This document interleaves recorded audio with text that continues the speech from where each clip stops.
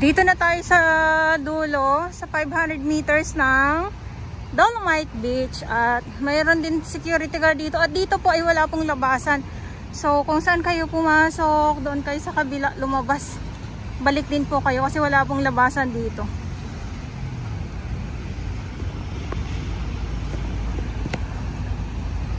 Eh grabe, gawa na to, matatapos na oh.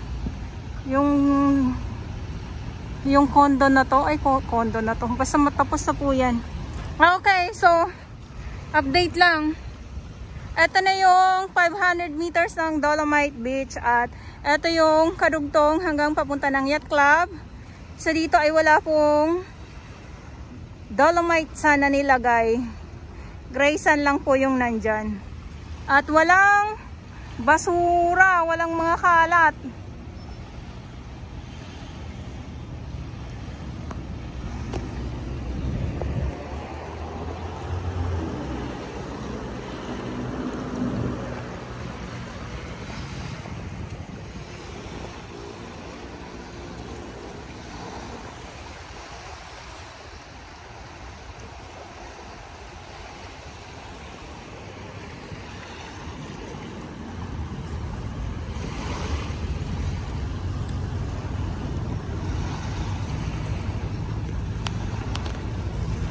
Mahangin. Kahit na malakas ang hangin, wala pong wala pong paparating. Ay, nagtutumpukan oh. Siguro mga to, mga alamang. Ayan oh. Wala, ang dami dito. Ito na naman tayo. Sorry naman. Nagtutumpukan sila dito.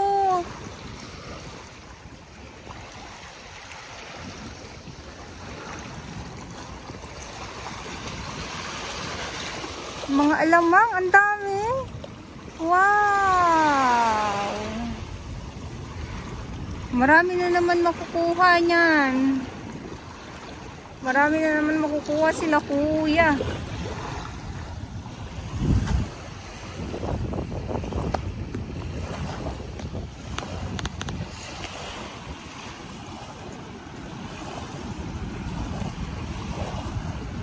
Mahangin. Kaya lang siya, mainit.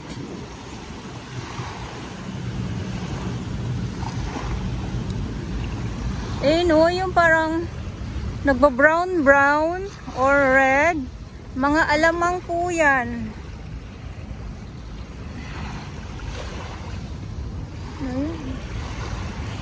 Akala nyo kung ano na naman yan, yung pala mga alamang lang.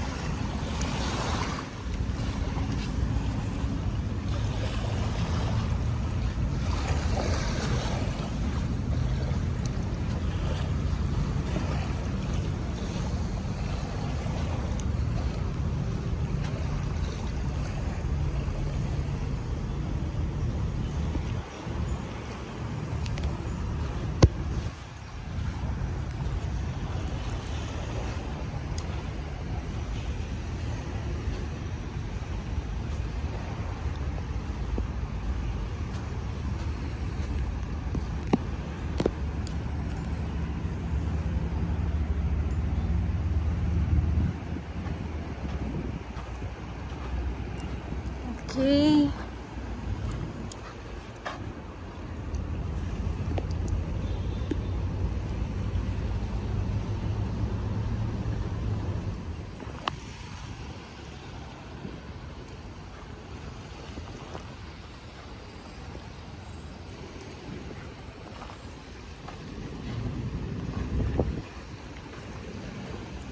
Matagal na to dito eh.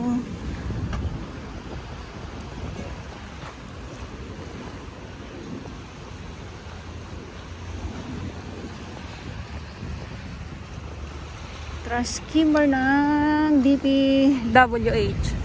Yan.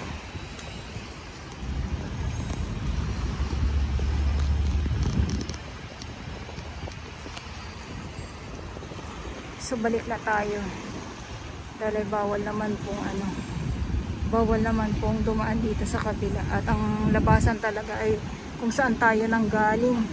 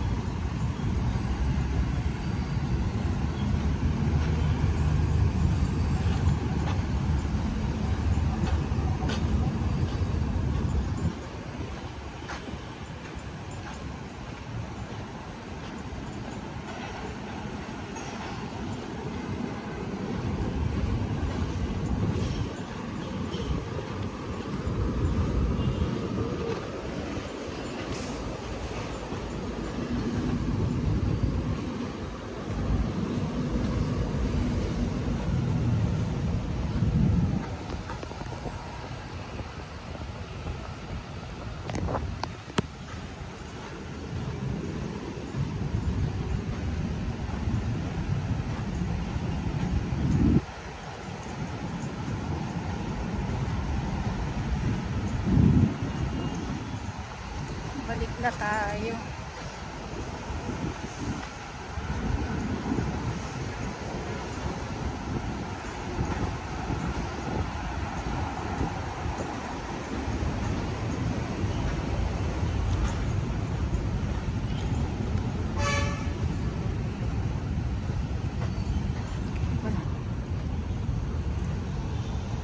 Ayan, so sana kita nyo po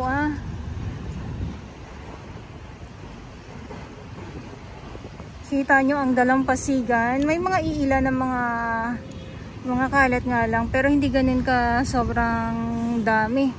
Yung mga water lily ay wala po. So syempre hindi naman po kaagad tatagal yan ng ating mga warriors. Talagang nililinis po kaagad, inaalis kaagad nila.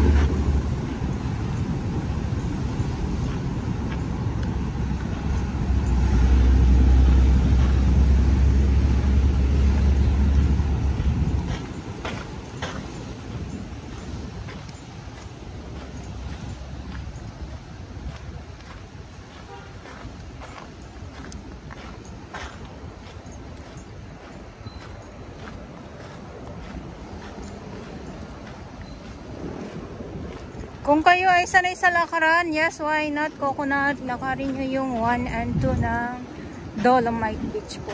Okay?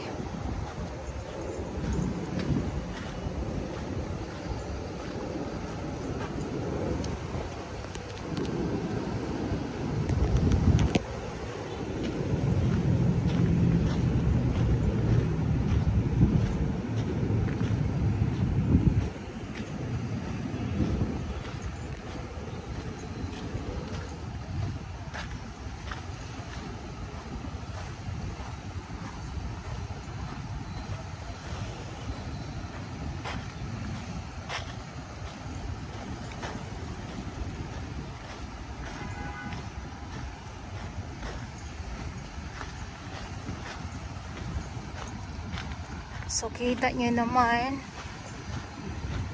matibay pa din, matatag pa din ang Dolomite Sand. Nasabi nga ng iba ay isang bagyo lang yan, lilipas din yan.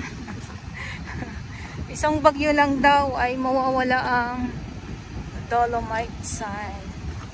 Pero hindi naman, andito pa rin naman.